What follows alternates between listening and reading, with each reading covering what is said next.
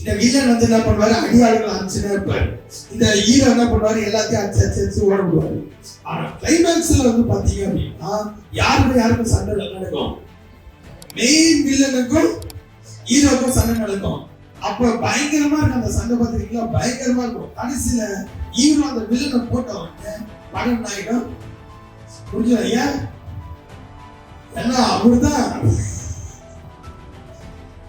அவர்தான் பிரச்சனை பண்ணினே இருந்தவரு. கடைசியில் அவர் போட்ட உடனே அவர்தான் சுப்ரம் அப்படின்வாங்க. அது போல பரிகரிக்கப்பட வேண்டிய கடைசி வில்லன் யாரா? அப்ப சபை என்ன பண்ணணுமா, மரணத்தை பரிகரிக்கணுமா.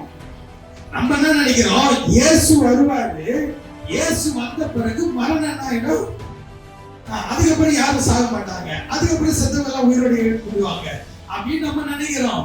ஆனா வேதனை சொல்லுது, அவர் எல்லாவற்றையும் கீழ்படுத்தின பிறகுதான் அவர் வருவார்.